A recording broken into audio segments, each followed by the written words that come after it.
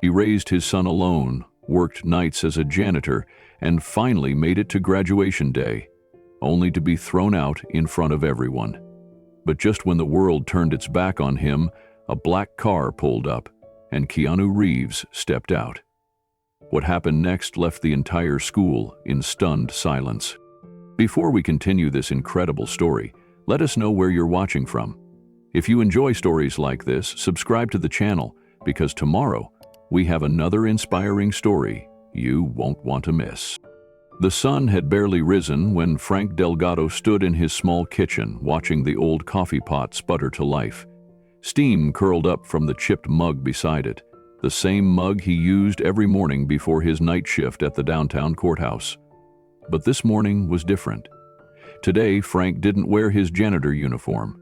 Today, he stood proudly in his one clean dress shirt, the collar still slightly damp from the steam iron he'd used for the first time in years.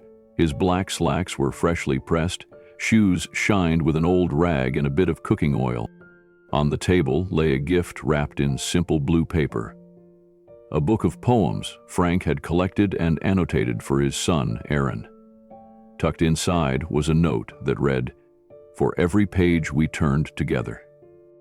Frank picked up the envelope again and read the high school's name, Hill Ridge Preparatory Academy. Just saying the words in his mind made his chest tighten with pride. He had worked 3 jobs to put Aaron through that school: cleaning offices by night, delivering groceries on weekends, doing odd repair jobs for neighbors who often paid him more out of pity than need.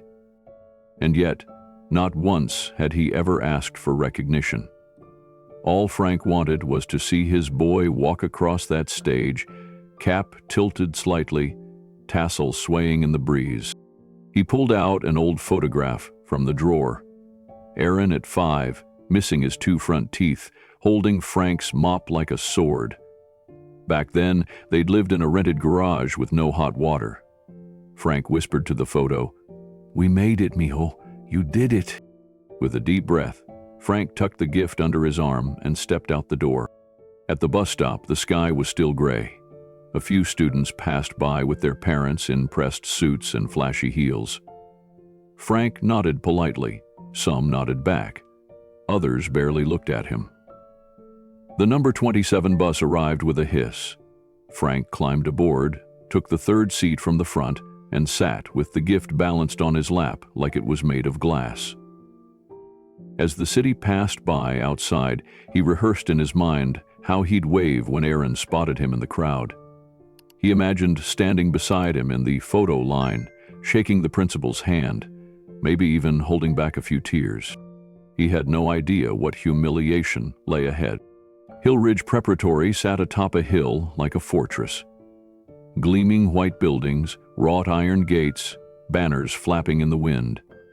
The air smelled of expensive perfume, cut grass, and distant applause. Frank stepped off the bus and walked toward the gates, clutching the gift with both hands. A security guard eyed him from behind dark sunglasses, but didn't stop him. Not yet. Frank followed the signs toward the outdoor amphitheater where the ceremony was being held.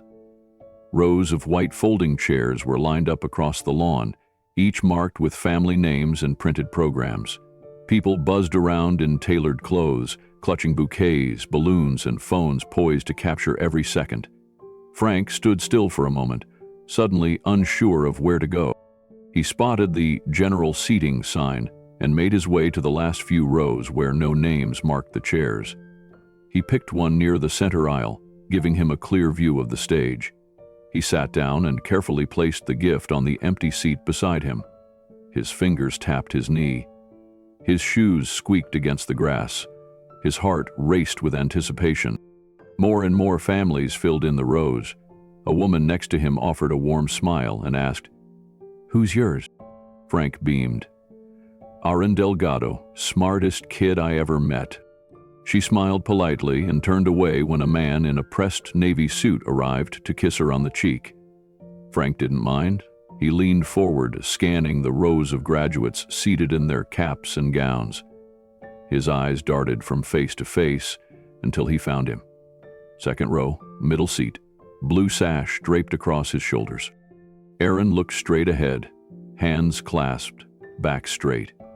Just like Frank had taught him. He looked strong, proud. He looked nothing like the little boy who used to fall asleep on Frank's chest during cartoons. But that was okay. He had become someone bigger now, someone Frank had built his life around. The music started. Pomp and circumstance. The kind of song that made every heart swell no matter how many times it played. The graduates stood. The crowd rose with them. Frank stood too, clutching the edge of the seat in front of him. He spotted Aaron scanning the crowd briefly. Their eyes met for half a second. Frank smiled. Aaron blinked and turned away. Frank thought nothing of it. Nerves, maybe. Cameras. Too many people. The ceremony began. Speeches, applause, laughter in all the right places. The valedictorian quoted Maya Angelou. The headmaster spoke about legacy and tradition. Frank listened, but his mind stayed fixed on one moment.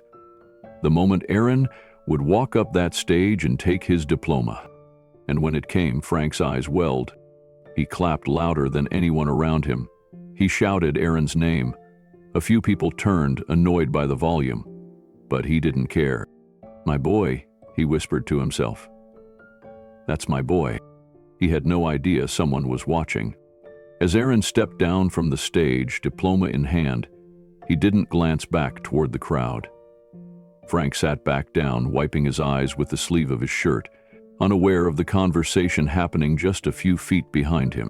Two school board members in suits whispered, glancing at Frank. One of them pointed discreetly. Then, a younger staffer, clipboard in hand, radio in her ear, approached him with hesitation. "Sir," she said gently. Frank turned to her, still smiling. "Yes? I'm so sorry to bother you, but I've been asked to confirm if you're a guest of a graduate." Frank looked confused. "Yes, my son, Aaron Delgado. He just walked.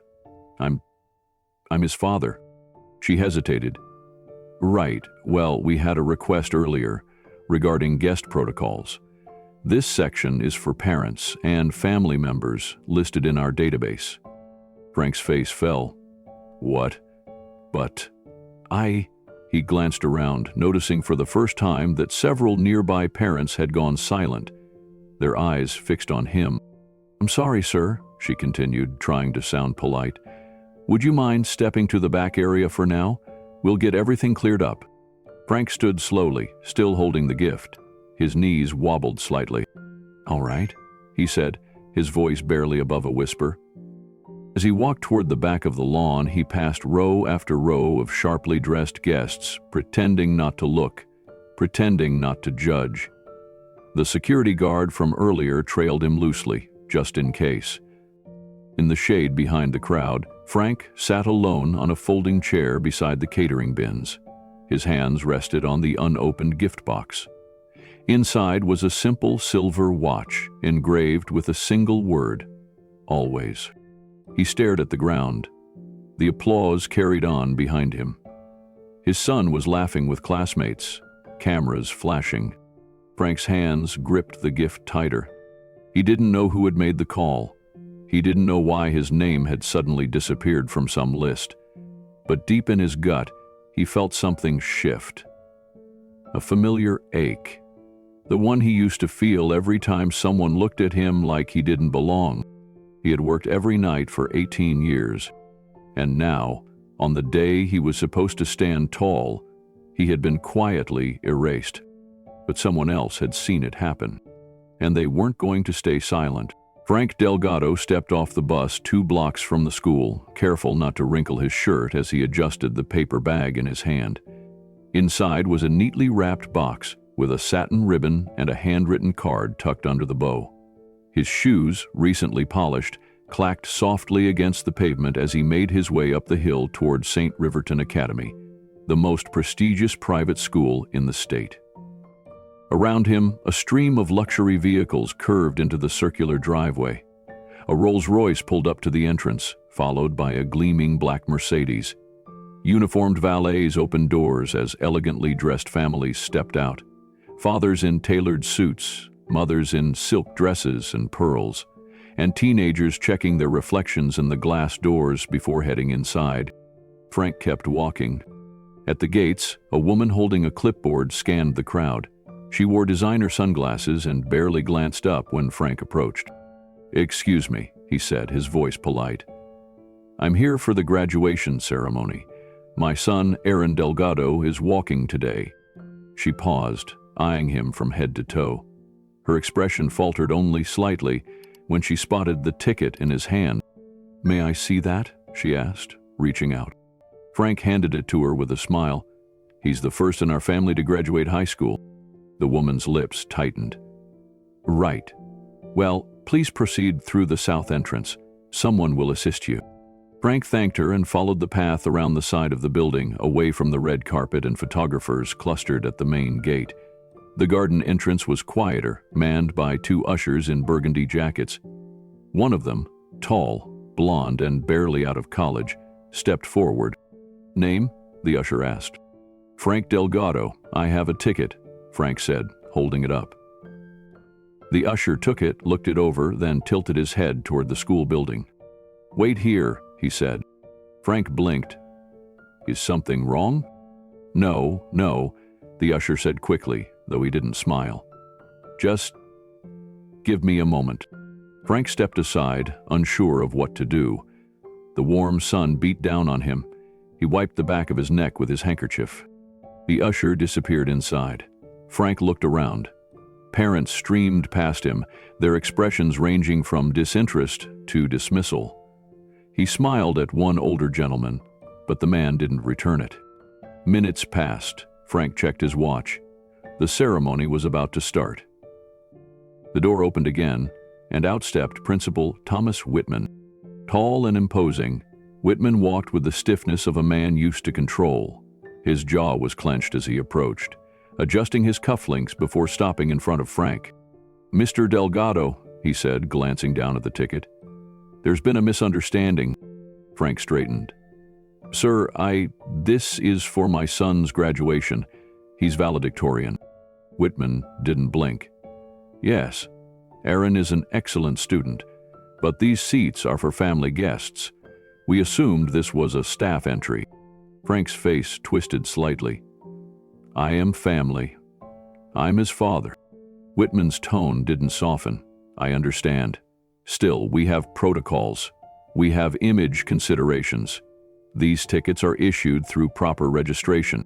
"I am properly registered," Frank said, voice trembling. "Please. I've worked every night to put him through this school." Whitman's expression didn't change. "This isn't about work. It's about process." Frank's mouth opened, then closed again. His hands trembled slightly as he reached into his pocket and pulled out a crumpled envelope. "This was mailed to me," he said. "It came from your office. It had the ticket. It had Aaron's name on it." Principal Whitman took the envelope, barely glancing at it before handing it back. "There must have been a clerical error. I apologize for the confusion, Mr. Delgado, but unfortunately, we're now at capacity. All seating is strictly reserved." Frank blinked, stunned. "You mean I can't attend my own son's graduation?" "I'm sure your son understands," Whitman said flatly. "You can watch from the overflow monitor in the staff lounge." Frank's fingers tightened around the envelope. "I'm not staff. I'm not part of your janitorial crew. I'm his father." Whitman gave a tight smile. "Please lower your voice. There are families arriving." Behind them, a security guard appeared from the corner of the building, his posture already aggressive. Frank turned to him instinctively, heart racing. "Sir, I need you to step aside," the guard said, gesturing toward the school gate. "I'm not causing trouble," Frank replied. "I just want to sit where I was told I could." "Sir, please," the guard said more firmly. Frank held up the ticket again, desperation in his eyes. Whitman sighed. "Escort him out, please," calmly. Before Frank could respond, the security guard stepped forward and lightly touched his arm. The moment was quiet, but the intent was clear. He was being removed. Frank pulled his arm back. "This is wrong," he said. "This is my son's day. I've waited 18 years for this." The guard didn't respond. He took the paper bag from Frank's hand and placed it on a nearby bench, then turned and gently guided Frank toward the sidewalk outside the gate. Frank's chest tightened. His eyes burned. Still, he didn't make a scene. He didn't shout. He didn't resist. He just walked, stiff and stunned, down the stone steps, while the sun kept shining and the laughter of wealthy guests echoed behind him. As he reached the bottom of the hill, he turned one last time to look at the school. Through the large windows, he could already see students taking their places. He could almost spot Aaron's dark curly hair, his graduation cap tilted slightly to the side like always. And on the bench behind the gate, his son's gift sat in the sun, untouched, wrapped carefully, perfectly tied, until a different security guard picked it up, looked at it for a second, then tossed it casually into a nearby trash bin. A sharp breath caught in Frank's throat, but someone else saw it too. A student, maybe 15 or 16, standing near the side path, phone in hand, had recorded the entire exchange from start to finish. Their eyes were wide, their mouths slightly open. They hadn't planned to capture anything that morning, but what they caught would soon break the internet. The student named Maya Patel wasn't known for stirring drama. In fact, she usually kept her head down, but something about what she had just witnessed didn't sit right with her. As she stared at her phone screen, watching the playback of Frank's quiet dignity being swept aside like trash, a strange mix of sadness and fury welled up inside her. She looked around. None of the adults noticed. They were too busy adjusting suits, greeting donors, or fussing over corsages. Her own parents stood near the champagne table, laughing with the dean of admissions. But Maya couldn't laugh. She tucked her phone away and stepped toward the trash bin. Without saying a word, she reached in and retrieved the small gift box. It was still intact, slightly crumpled, but the ribbon held. She brushed off the dust and held it close, as if it were more than just a package, as if it carried weight. It did, because someone had loved someone enough to wrap that box, ride 2 buses, and stand in a crowd that didn't want him there. And someone else had thrown it away. Meanwhile, Frank stood at the edge of the school property, the heat rising in waves from the pavement. He didn't know what to do next. Part of him wanted to leave. Another part just couldn't. So he waited. He waited under a tree near the sidewalk, in the shadow of a tall hedge that blocked his view of the ceremony.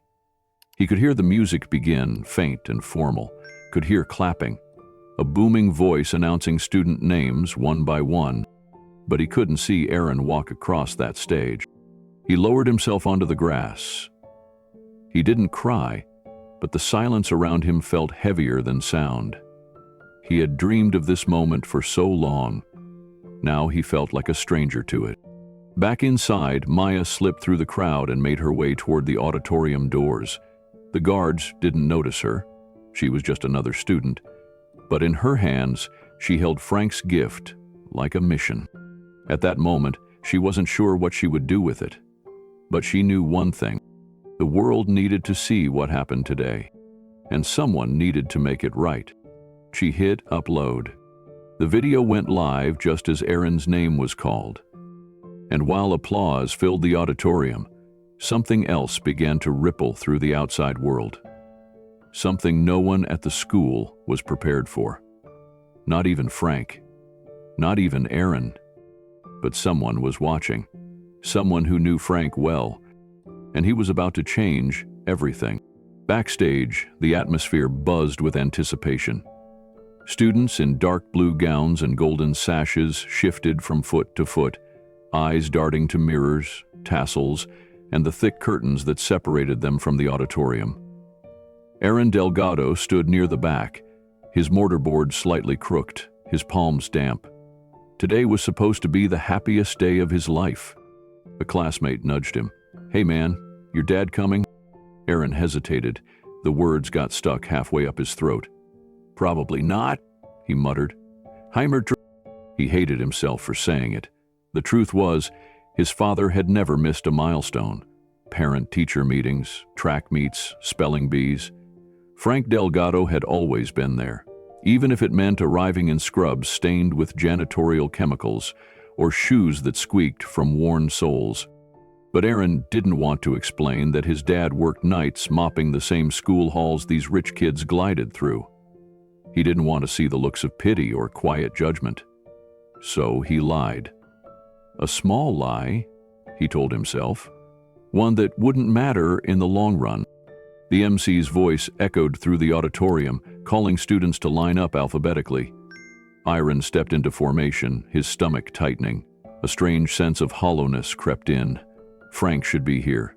He should be sitting in the front row with that gift box he always brought, wrapped in the Sunday comics, because they couldn't afford wrapping paper. A stagehand gave Aaron a thumbs up. "You're on deck."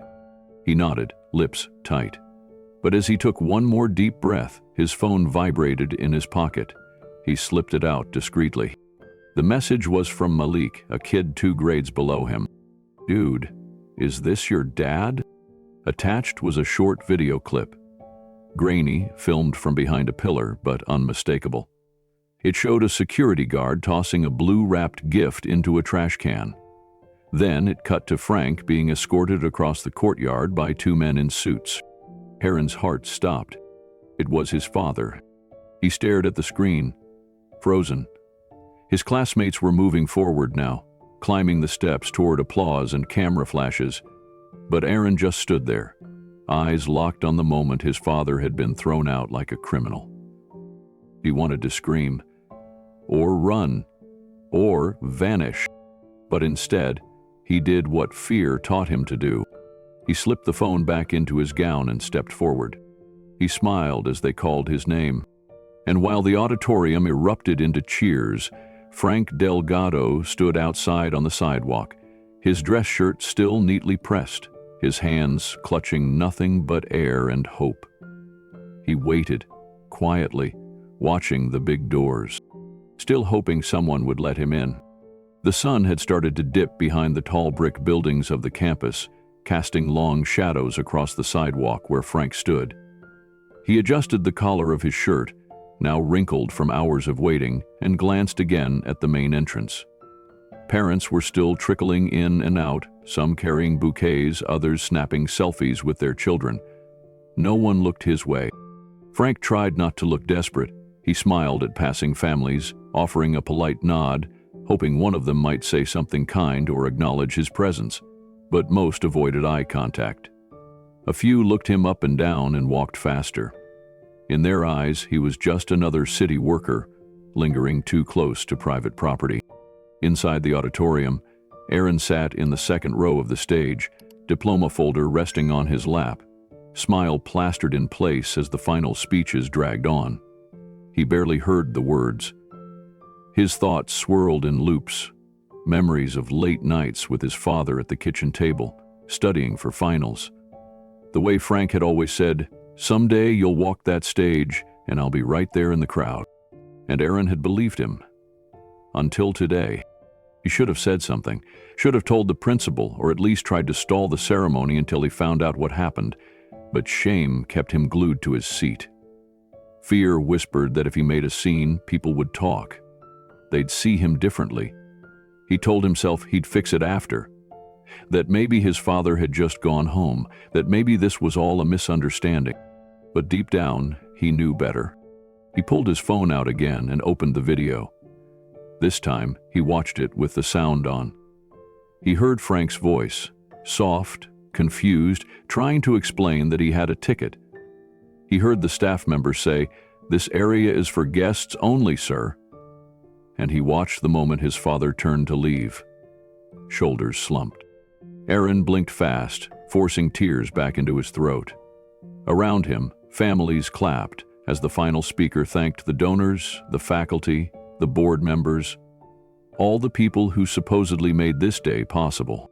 But no one mentioned fathers who worked night shifts. No one thanked the janitors who scrubbed vomit off locker room floors at 3 a.m., so these same students could walk into spotless buildings the next day. Aaron clenched the phone in his fist. This wasn't right. He stood abruptly, nearly knocking over the chair in front of him. A few heads turned. The principal shot him a sharp glance from across the stage. Aaron sat back down slowly, embarrassed. The moment passed, the ceremony moved on. But something inside Aaron had shifted. A crack had formed in the polished version of himself he thought he needed to be. And now, that crack was letting something real through. Regret. And it wouldn't be ignored much longer. The applause erupted as the final graduate crossed the stage. Camera flashes lit the auditorium. Families surged to their feet, clapping and cheering, tossing flower petals and confetti. Aaron walked across that polished floor, his name echoing through the mic. Aaron Delgado? He smiled on instinct. Not joy, just muscle memory. He accepted the diploma with one hand and nodded to the principal with the other, even as his throat tightened with the weight of what he hadn't said, what he hadn't done. Somewhere in that crowd, his father should have been cheering, crying, beaming with pride. But Aaron knew better now. His father wasn't in the crowd. He was probably still waiting outside, hoping for a miracle. As Aaron descended the steps and joined his classmates on the floor, the cheers rang hollow in his ears. He looked out at the crowd, scanning the rows one last time. Nothing. No kind face, no familiar eyes. Just a blur of expensive cameras, perfectly coordinated families, and people who had no idea what sacrifice really looked like. Outside, Frank checked his watch. The program should be over by now. He stepped forward again, toward the door, but was stopped once more by the same security guard who had thrown away his gift. "I told you, sir, you need to wait outside school grounds," the guard said flatly. "I just want to see my son," Frank said quietly. "I won't cause trouble." The guard shook his head and pointed to the sidewalk. "This is your last warning." Frank nodded and stepped back. He looked down at his hands, empty now. The little blue box with the silver pen inside was gone. He had saved for 3 months for it. Engraved it himself. To Aaron, with love and pride. "Dad." He sighed and leaned against the fence, watching the students spill out onto the lawn. Inside, Aaron lingered near the back of the auditorium. Everyone else rushed to greet their families. He clutched his diploma, heart racing. The image of the security footage kept playing in his mind, over and over. His father's quiet confusion, the way they tossed aside his gift like trash, the look on his face when no one came to his defense. He couldn't take it anymore. Aaron turned and ran out the side door, away from the crowd, away from the cameras and classmates. He sprinted down the steps and into the parking circle, scanning every corner, every sidewalk. And then he saw him. Frank stood beneath a tree, wringing his hands. Aaron stopped cold. For a second, he couldn't move, couldn't breathe. And then he walked toward the man who raised him, not because of obligation, but because of love. Quiet, enduring, unseen. And as Frank looked up and saw his son walking toward him in cap and gown, their eyes met. The guilt, the shame, the silence, it all began to break. Aaron didn't say a word. Not yet. But he was done pretending. Frank sat on the edge of his worn couch, the graduation program still folded in his hand like a wilted flower. The living room was dim, filled with the low hum of the ceiling fan and the weight of everything he couldn't say. The clock ticked toward midnight, but sleep wouldn't come. Not after the way he had been looked at, like trash in the wrong part of town. He hadn't told anyone, not the neighbors, not even Aaron, who hadn't called or texted after the ceremony. Frank didn't blame him. The boy had a life now, surrounded by polished students and bright futures. There wasn't room in that world for a janitor who got kicked out before the names were even read. His phone buzzed beside him. "Incoming, call Keanu Reeves." Frank hesitated, then picked up. "Keanu," he said, trying to keep his voice level. "Frank?" Keanu's voice came soft but steady. How was the big day? Frank swallowed. His instinct was to lie, to keep it light. He wanted to protect Keanu from the embarrassment, from knowing how small the world had made him feel. It was fine, he said. You know, a little crowded, lot of proud parents. There was a pause on the other end. Not long, but long enough for Frank to know Keanu wasn't buying it. You sure? Keanu asked. You sound tired. Frank chuckled, a hollow sound. Yeah, long day. Took the bus both ways. Place was packed. Keanu said nothing. Frank hated silence more than words.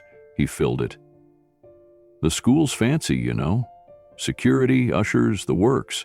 They had a string quartet and catered lunch, nothing like what we had growing up. What was the name of the school again? Keanu asked, casually. Frank hesitated. North Crest Academy, up on Hamilton. Another pause. Did you get to see Aaron walk? Keanu asked. Frank's throat tightened. He looked down at the small gift box beside him, the one the security guard had tossed into the trash before he could even explain who he was. He had retrieved it, dusted it off, but it still felt violated. Not exactly, he said, forcing a weak laugh. They had some seating rules. Got a little confusing. Frank, Keanu said, this time slower. What happened? Frank closed his eyes. He wanted to say nothing, but he knew Keanu too well. He knew that silence wouldn't protect either of them. It would only bury what was already aching. Vainly. They thought I was part of the maintenance crew, Frank admitted quietly. I showed my ticket, but it didn't matter. They said it was for guests of students only. One of the staff made a call. Next thing I know, I was outside. They threw away my gift. There was another long pause on the line. Then Keanu said something simple. Thank you for telling me. Frank didn't expect that. He didn't expect the calm in Keanu's voice, the lack of outrage. But beneath that quiet, something was brewing. And Frank could feel it. Frank stayed silent for a moment, letting Keanu's words hang in the air. There was a weight behind them, one that felt like a promise rather than just comfort. He wasn't sure if Keanu was angry or disappointed or just thinking. But whatever it was, it stirred something inside Frank that he hadn't felt in a long time. I didn't want to bother you with it, Frank said finally. I know you're busy. You've got your own world. Keanu's voice softened. You're not a bother. And this isn't just about you, Frank. This is about Aaron. About family. You've done more for that boy than anyone else ever could. Frank swallowed hard. He had fought for every step Aaron took. Late nights helping with homework, missing days off to cover extra shifts. The sacrifices, the sweat, the loneliness. It all came down to this one night. And yet, here he was, outside the gates, invisible. I just wanted to see him walk across that stage, Frank whispered. Frank, Keanu said with a quiet determination, I want to help. Frank looked up, surprised by the strength behind those words. Help? How? Keanu paused. Tell me the name of the school again. North Crest Academy, Frank repeated, his voice cracking slightly. I'm going to see what I can do, Keanu promised. Frank felt a flicker of hope he hadn't dared to believe in for months. The phone call continued for a few more minutes. Keanu asked about Aaron, about Frank's work, and about how things had been lately. Frank tried to keep the conversation light, but Keanu was patient, gentle. He listened in a way few ever did. After hanging up, Frank sat back down, his mind racing.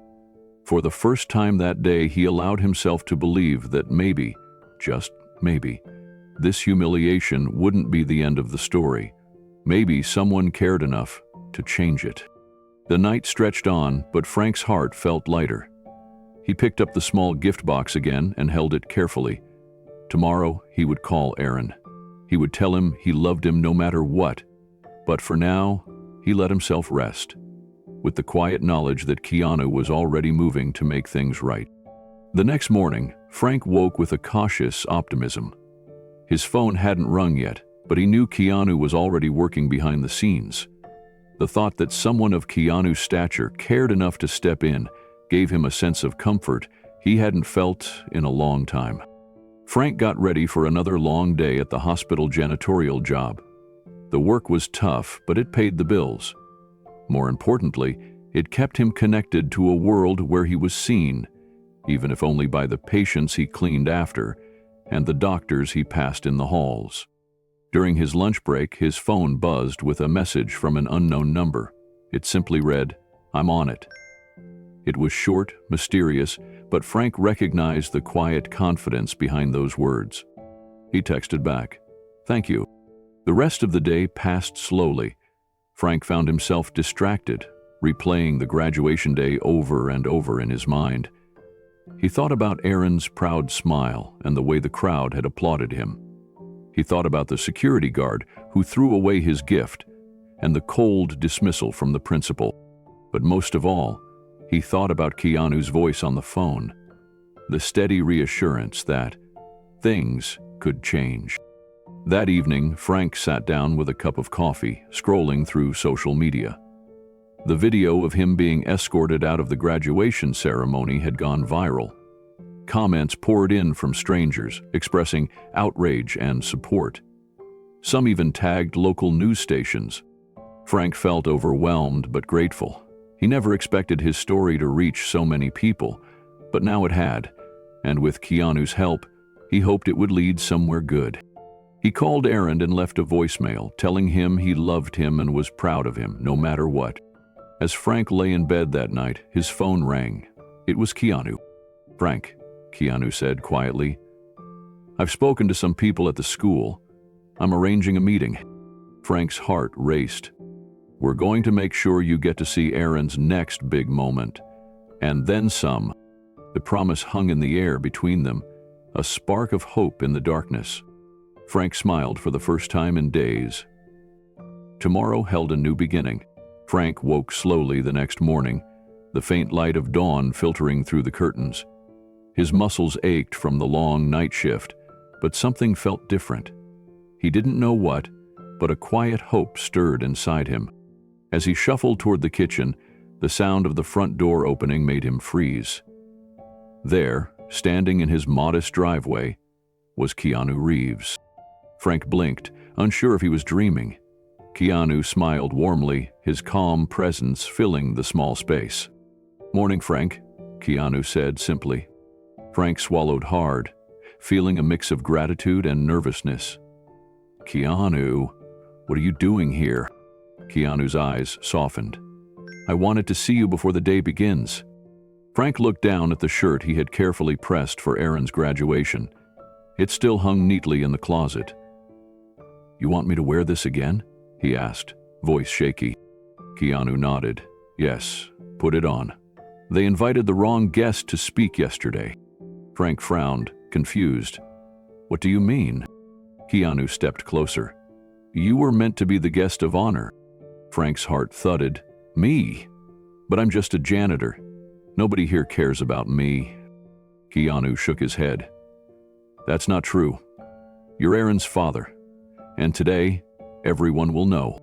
Frank hesitated, but then pulled the shirt from the closet and put it on. He looked at himself in the mirror. The same tired man, but with a quiet strength in his eyes. The two men left the house together in silence. The morning air was cool and fresh, carrying the scent of blooming flowers. As they drove toward the school, Frank stole glances at Keanu, who sat calmly beside him, eyes fixed on the road. Neither spoke, but Frank felt a growing determination. This day would be different. When they arrived, the scene was a stark contrast to yesterday's chaos. The parking lot was filled with luxury cars and a swarm of photographers. Flashbulbs popped constantly, capturing every moment. Families dressed in fine clothes moved toward a newly arranged outdoor stage. A banner above read, "Faculty and Select Families, Awards Ceremony." Frank felt his pulse quicken. This was unexpected. Keanu gave him a reassuring look. "Stay close." They made their way through the crowd, some people casting curious glances at Frank, others whispering. But Keanu's presence seemed to part the sea of strangers, giving Frank a silent shield. As they approached the stage, Frank spotted Principal Whitman standing near the podium, her expression unreadable, but her eyes flickering with surprise. A woman with a clipboard greeted them. "Mr. Delgado, we're glad you could join us. Please, this way." Frank's mind raced. What was happening? Was this part of Keanu's plan? He felt the weight of the moment pressing down on him, but he pushed aside his doubts. Keanu leaned toward him and whispered, "You're about to take your rightful place." Frank swallowed hard, nodded, and stepped forward. The ceremony began with applause and the hum of quiet conversation. Faculty members received awards for excellence in teaching and community service. The crowd was well-dressed, the mood formal yet expectant. Frank sat quietly, hands folded in his lap. Beside him, Keanu watched intently, occasionally offering a small nod of encouragement. Suddenly, the principal stepped to the podium.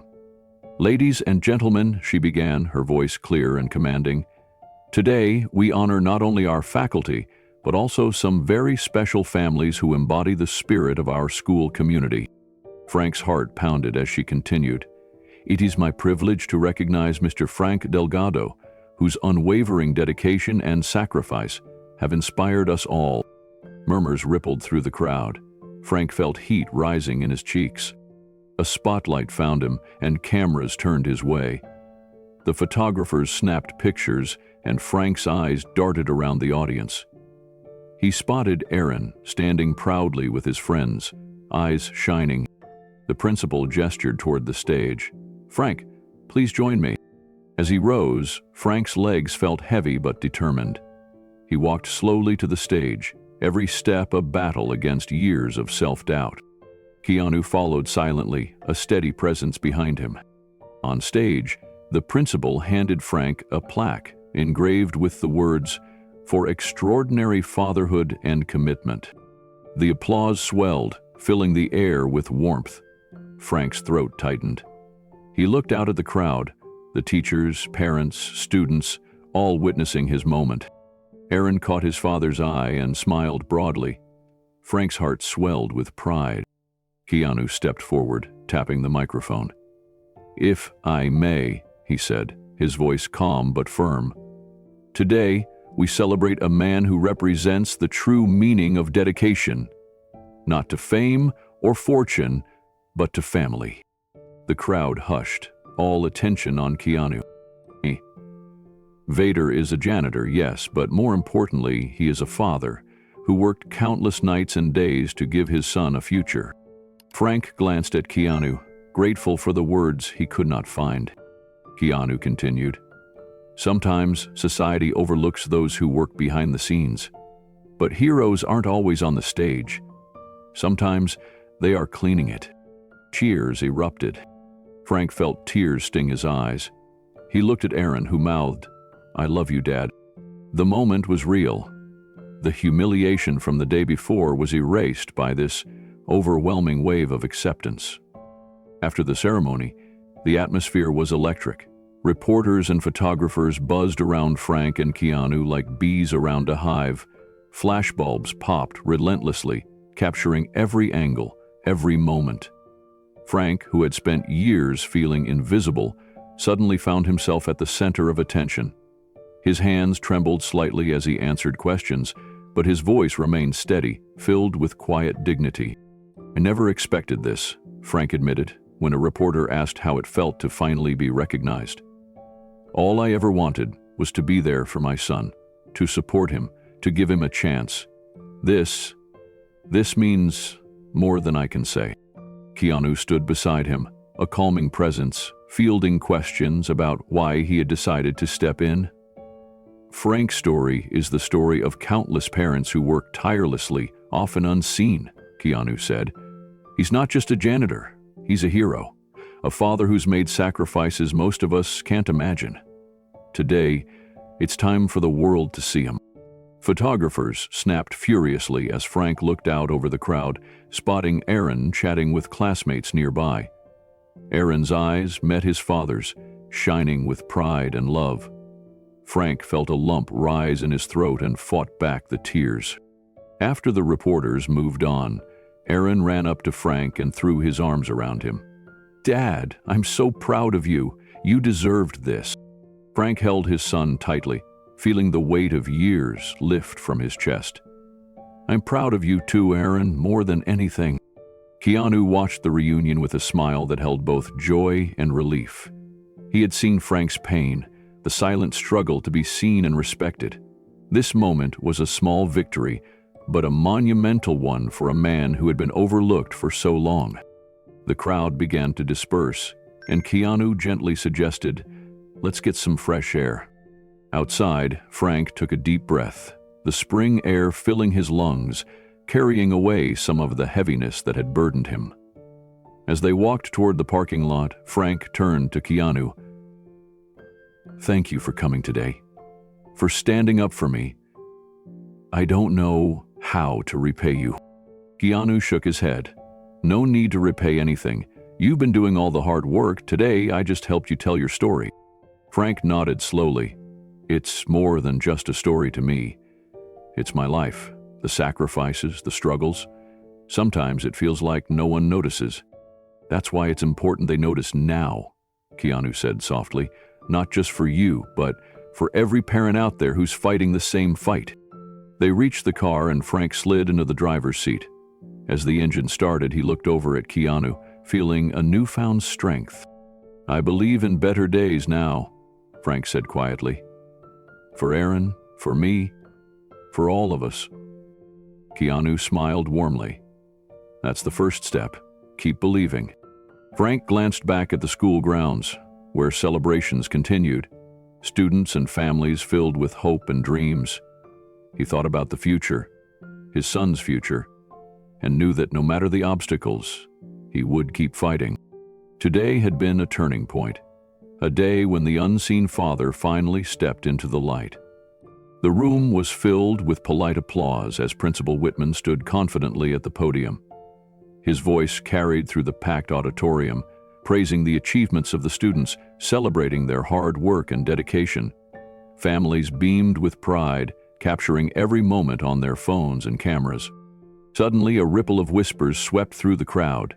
Heads turned, eyes shifted toward the entrance.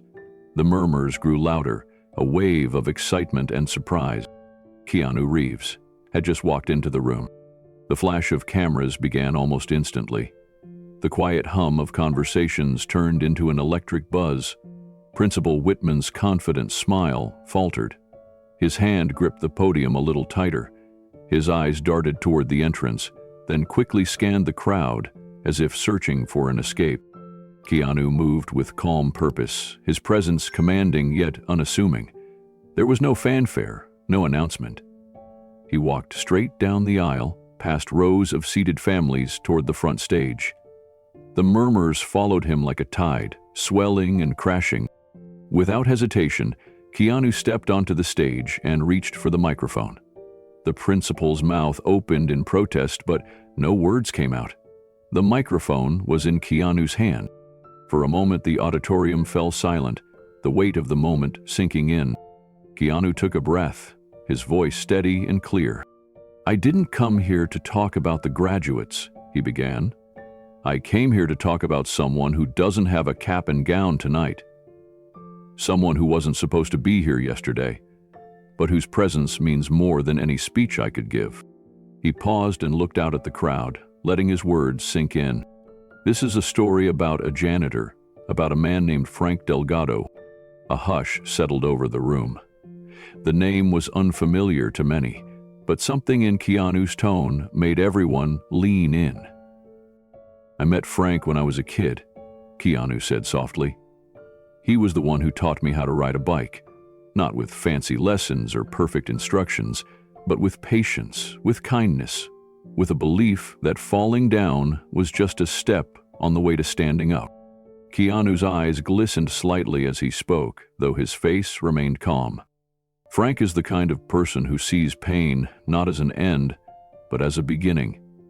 The kind of man who never had much, but gave everything he had to his son, who worked the night shifts, cleaned these very hallways, and came here every day with hope in his heart.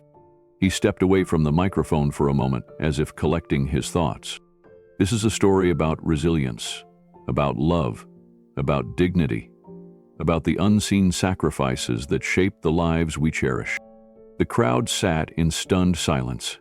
Some eyes glistened with tears. Others held looks of disbelief, their minds racing to grasp the significance of what Keanu was saying. Principal Whitman shifted uneasily behind the podium, clearly unprepared for this disruption.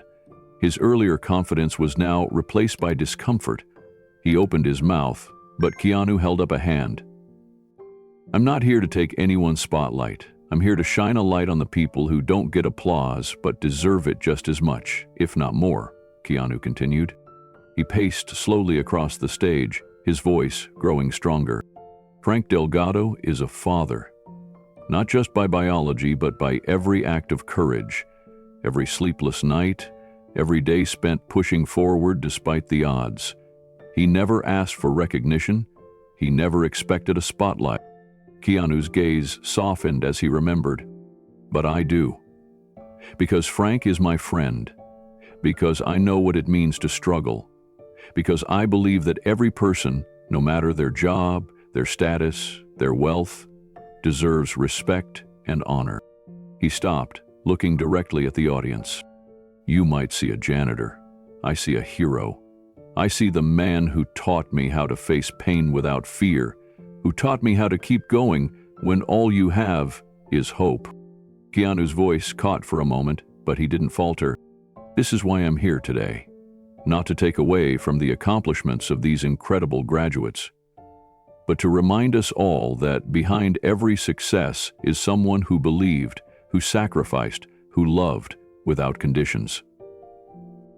A few people began to stand, slowly at first, then more confidently, their applause swelling like a wave. Keanu gestured toward the side of the auditorium. "Frank Delgado, will you please come forward?" The applause intensified as Frank, standing near the back, rose slowly. His eyes wide, his heart pounding, he made his way through the crowd. Cameras flashed, capturing every step. When Frank reached the stage, Keanu extended his hand. The two men shook, firmly, a silent acknowledgement of years of struggle, friendship, and respect.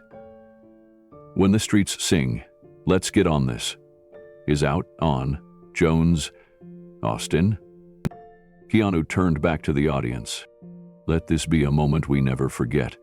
Let it remind us to look beyond what we see, to honor the quiet strength that shapes our world."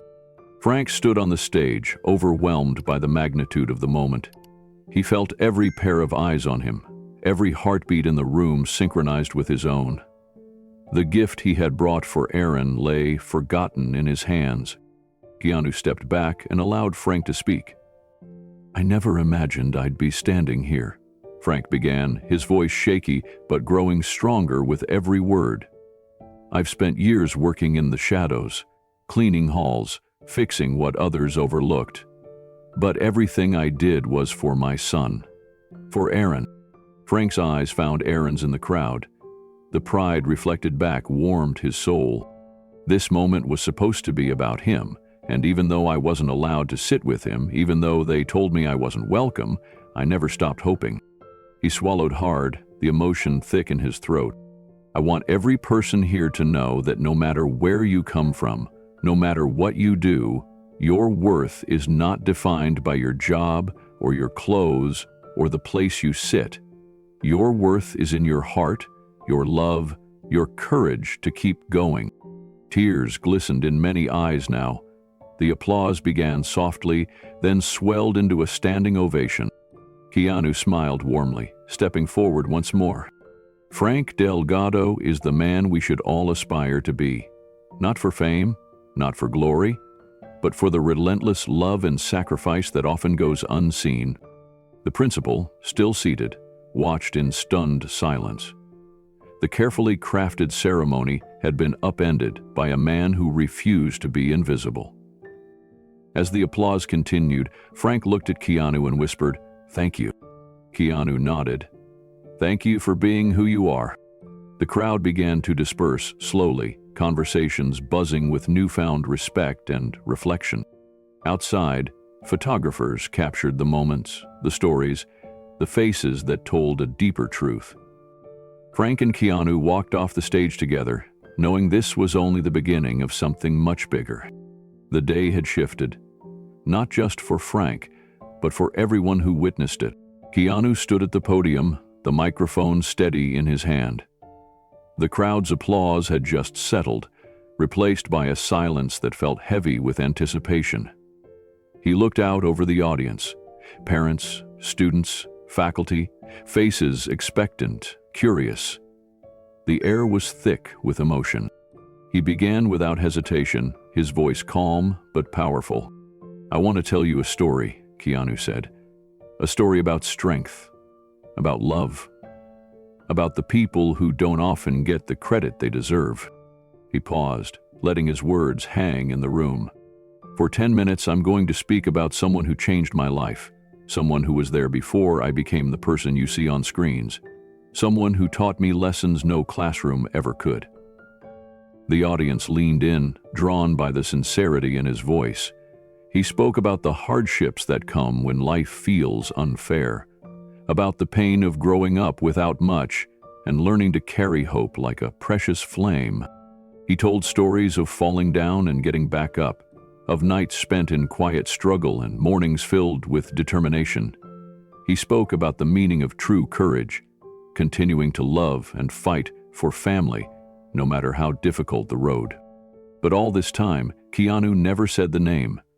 The story was there, the emotion raw, but the identity remained a mystery. Some in the audience glanced around, whispering to one another, wondering who this person could be. The suspense built with every word. Keanu's eyes grew softer as he spoke about the power of unseen sacrifice, about the janitors, the cleaners, the hard workers who often go unnoticed but hold up the world in ways we rarely acknowledge. He told of a man who worked late nights, who never complained, who kept a quiet dignity despite the weight he carried. A man who taught him not only how to face the world, but how to do it with kindness. The story was familiar, yet everyone felt like they were hearing it for the first time. It was personal, yet universal.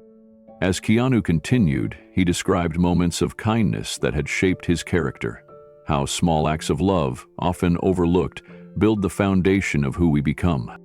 He spoke about the value of perseverance, the courage to stand tall when life knocks you down, about how sometimes the people who seem invisible are the ones who make the biggest difference. He painted a picture of a man who never sought recognition, who gave his all quietly, humbly, selflessly. The room was silent except for Keanu's voice, carrying truth and tenderness. For 10 full minutes, he held the audience captive, not with flashy stories, but with raw, honest emotion. Then, in the final moments, Keanu's expression changed. He looked toward the back of the room. With slow intention, he raised his hand and gestured. "This man," Keanu said clearly, "the reason I am here today, the person who helped raise me, the man who taught me how to face pain and keep going when you have nothing. This is Frank Delgado." A hush fell over the room. The weight of the name seemed to press into the air. Time seemed to stop.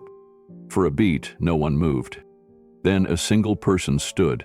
A quiet murmur spread through the audience, swelling into applause. More people rose, their faces shining with tears and newfound respect. The applause grew louder, filling the auditorium with waves of gratitude and honor. Cameras flashed wildly, capturing every moment. In the midst of it all, Aaron sat frozen. Shock, disbelief, and pride battled on his face. He looked toward his father, who was standing at the back, a humble smile breaking through years of pain. The room was no longer just a graduation ceremony. It had become a testament to love, sacrifice, and the power of being seen. Aaron's heart pounded as he watched the man he had sometimes doubted sometimes wished for, become the hero of the hour. He felt tears sting his eyes, the weight of shame and pride crashing over him. For years he had been silent about his father's absence at the ceremony. He had hidden his guilt behind lies and avoidance. But now, as the room erupted in honor for Frank, Aaron felt something shift deep inside. Keanu's words echoed in his mind, the lessons of resilience, love, and dignity. The camera zoomed in on Aaron's face, capturing the rawness of his emotions. His hands trembled slightly as he wiped a tear away. Frank made his way forward, encouraged by the standing ovation. With every step, he carried the unspoken stories of sacrifice and hope.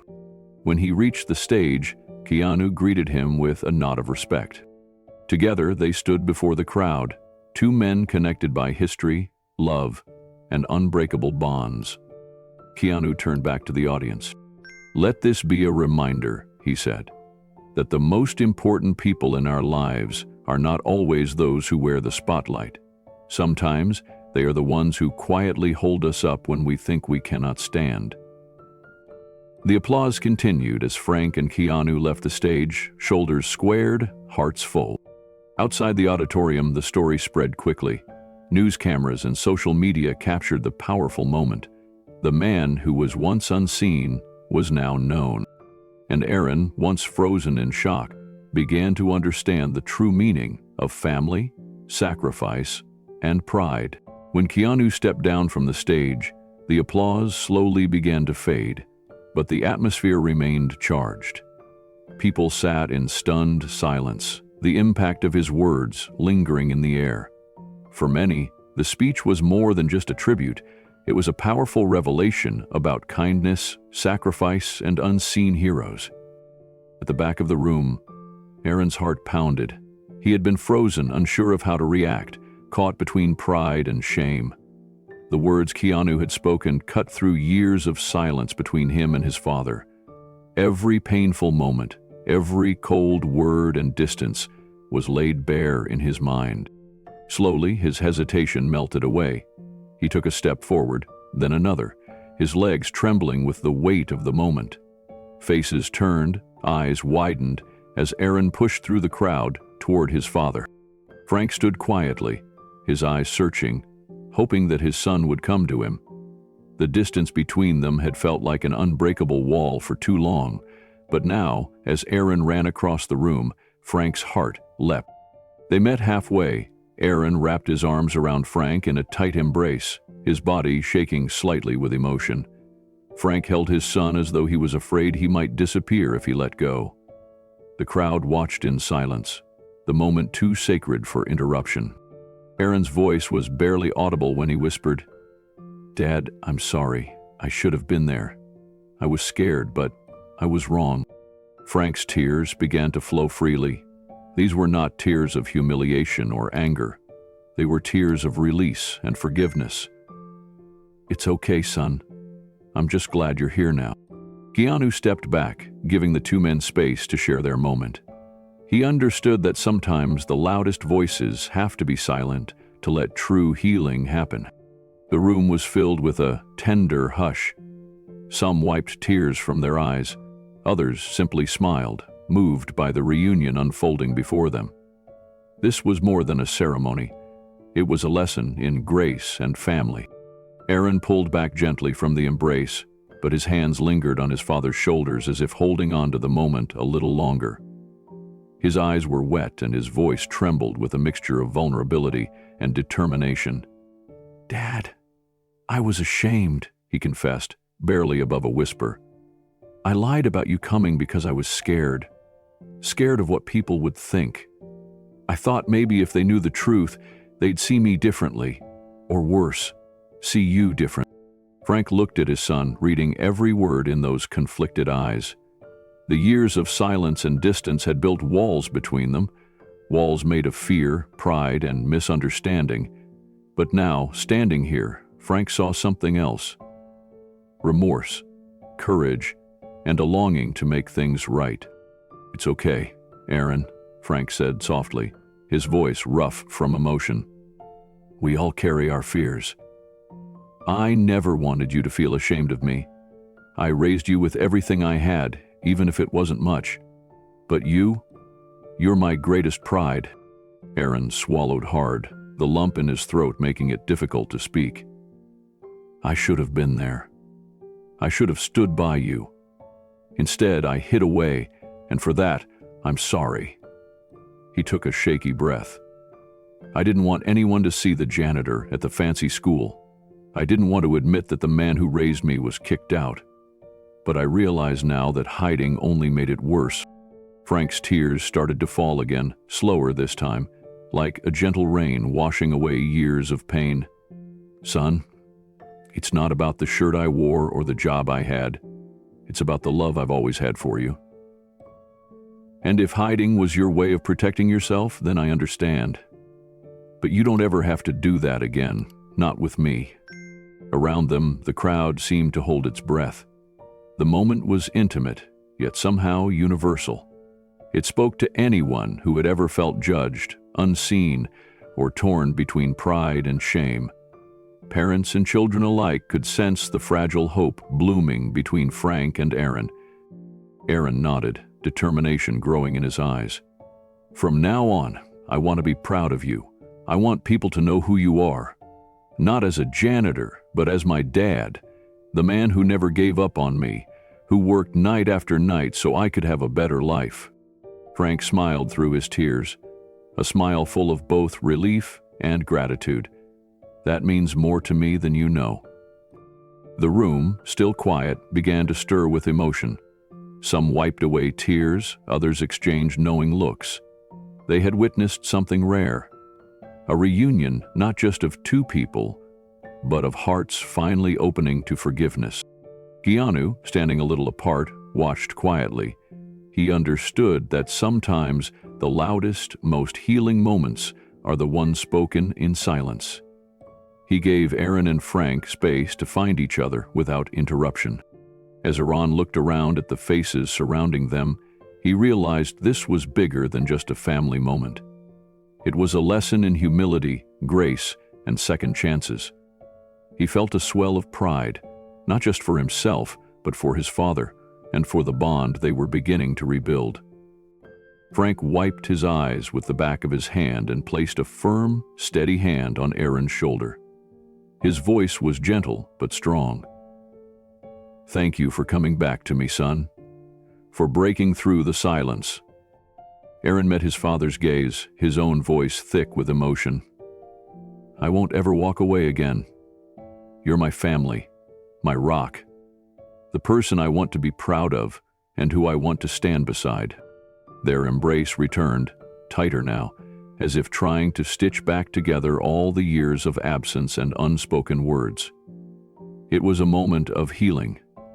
Fragile, powerful, and deeply human. Keanu stepped forward, his presence calm but commanding. "What you two have just done is courage. The courage to face what's broken and try to fix it. That's a gift to everyone here." The crowd responded with applause, slow at first, then growing louder and more heartfelt. Cameras clicked and phones recorded, capturing a reunion that was far more meaningful than any ceremony could be. Outside, the late afternoon sun cast a warm glow over the school grounds. The sky was painted with hues of orange and pink, as if the world itself was celebrating a new beginning. Frank, Aaron, and Keanu began to walk together toward the exit, shoulders close, a united front against the pain of the past. Frank felt a weight lifting off his chest, years of loneliness, frustration, and heartbreak fading into something lighter. Hope. Aaron glanced at his father with newfound respect and love.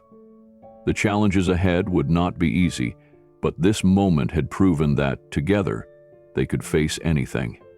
Keanu smiled, a quiet pride in his eyes. "Family isn't about perfect moments," he said softly. "It's about showing up, especially when it's hardest." Frank nodded. "Thank you for showing up for us." The three men left the building behind them, stepping into a future that felt uncertain but filled with promise. As they reached the car, Aaron looked up at his father. "Dad, I want to make this right. No more hiding. No more shame. Frank smiled and ruffled Aaron's hair. That's all I've ever wanted, son. Keanu opened the car door and motioned for them to get in. The night was young and the road ahead long, but for the first time in a long time, Frank felt ready to walk it. With his son by his side and a friend who had reminded them both what family really meant. The world outside moved on, but inside that car, something had changed forever. Within hours of the ceremony, a video began circulating online, a recording of Keanu Reeves' powerful speech honoring Frank Delgado. The title was simple but striking. Keanu honors janitor who raised him. The video showed Keanu speaking passionately about a man the world had overlooked. It captured the raw emotion, the silence before the applause, and the moment when Frank was finally seen. The video quickly gained momentum, shared first among social media circles and then by larger accounts. People were moved by the humility of the story, a celebrity standing up for a janitor who raised him, whose sacrifices had been ignored for too long. Comments flooded in, many sharing their own stories of fathers, grandfathers, or mentors who had worked quietly in the background, unseen and unappreciated. News outlets soon caught wind of the viral sensation. Within a day, major news channels and websites began running stories about Frank Delgado, the janitor who had become a symbol for forgotten fathers everywhere. Headlines ranged from, "Janitor's son is Keanu Reeves, Hollywood star honors him in viral speech," to "The man behind the scenes, Frank Delgado's quiet heroism finally recognized." Frank's life, once unnoticed and humble, was suddenly thrust into the spotlight. But he remained the same man, calm and unassuming. He did not seek fame or attention. Instead, he quietly accepted the newfound respect with grace. Aaron watched the news stories in disbelief. His father's face was everywhere, and people were asking questions he had never thought to ask before. How many other parents have been pushed aside? How many sons and daughters have hidden their true family stories out of shame? The conversation had started, and it was bigger than any of them. Keanu's video was more than just a tribute. It was a wake-up call. It challenged the world to reconsider who gets to be celebrated and why. It reminded everyone that heroes come in many forms, often hidden in plain sight. As the video spread, the school where Aaron graduated faced intense scrutiny. Parents, students, and the local community demanded answers. How could a man like Frank Delgado, who had devoted his life to his son's future, be treated so unfairly? The story struck a nerve, shining a harsh light on the elitism and prejudice that sometimes lurked beneath polished facades. Principal Whitman, once confident in her decisions, found herself on the defensive. She released a public apology, expressing regret for the way Frank had been treated. The statement acknowledged that the school had failed to recognize the dignity and worth of every person in its community. It promised changes to policies and staff training to prevent such incidents from happening again. Despite the apology, it was Frank's silence that spoke loudest. He did not seek out interviews or make public statements. When reporters called, he politely declined, saying only that he was proud of his son and grateful for the support. His quiet dignity only deepened the respect people felt for him. Friends and neighbors rallied around Frank, organizing fundraisers and community events in his honor. They celebrated not just the man, but what he represented, a reminder that true worth isn't measured by wealth, status, or appearance, but by love, sacrifice, and resilience. Aaron, inspired by the overwhelming response, began to speak more openly about his father. He shared stories of Frank's hard work, the long nights cleaning floors, and the sacrifices made so Aaron could attend school. His voice, once hesitant and ashamed, grew stronger with each telling. Keanu stayed by their side, offering support and friendship. His presence was a reminder that no one is truly alone when others stand with them. Together, they became a symbol of hope for families who had been overlooked or forgotten. The ripple effect of Keanu's speech, and the video that captured it reached far beyond their small community. As the video spread, countless others began sharing stories about their own unseen heroes. Fathers, mothers, grandparents, and caregivers who had worked tirelessly behind the scenes, often ignored or forgotten, suddenly found their quiet sacrifices recognized. On social media, hashtags honoring invisible parents and unsung heroes began trending. People posted photos and memories of family members who had shaped their lives with love and sacrifice, but never received public praise. The movement struck a deep chord with millions around the world who longed to see their own stories reflected in the light. Nonprofits and family organizations took notice. Many started campaigns to raise awareness about the struggles and strength of hardworking parents who often go unnoticed. They emphasized that respect and dignity must extend to everyone, regardless of job title or social status. Frank Delgado's story became a powerful example, a symbol of resilience, humility, and unwavering love. Meanwhile, Frank himself remained as humble as ever. He did not seek interviews or public appearances. When reporters reached out, he politely declined. Instead, he chose to let his silence speak volumes, knowing that his true story was already being told by others. For Frank, the greatest reward was seeing his son Aaron step forward, proud and unashamed, to share the truth about the man who had given everything for him. Aaron's transformation inspired many. From someone once hesitant and distant, he grew into a young man willing to openly celebrate his father's sacrifices. He recounted late nights when Frank cleaned floors after long shifts, the small meals they shared, the dreams Frank had for him, even when life was hard. Aaron's honesty brought new understanding and healed old wounds between them. Keanu Reeves remained a steadfast presence, more than a celebrity, a true friend who stood beside them in solidarity. His public support amplified their message, showing the world that no one should ever feel invisible. Together, they became a beacon of hope for families who had been marginalized or overlooked. The school's public apology, while important, was only the first step. Behind the scenes, conversations were happening that challenged long-held assumptions. Staff members received training on inclusion and respect. Policies were updated to ensure dignity for every family member, regardless of their background. But beyond policy, the most profound change was in the hearts of people who watched and listened. The lesson was clear: everyone matters, and every story deserves to be honored. The world began to see not just the surface, but the depth of love and sacrifice that builds families and shapes futures. The story that started with a single speech in a small ceremony had blossomed into a movement. It reminded people everywhere that true worth is measured not by status or wealth, but by the quiet strength of those who never give up on their loved ones. Frank Delgado's name would forever be linked with courage and love, a testament to the power of being seen, heard, and respected.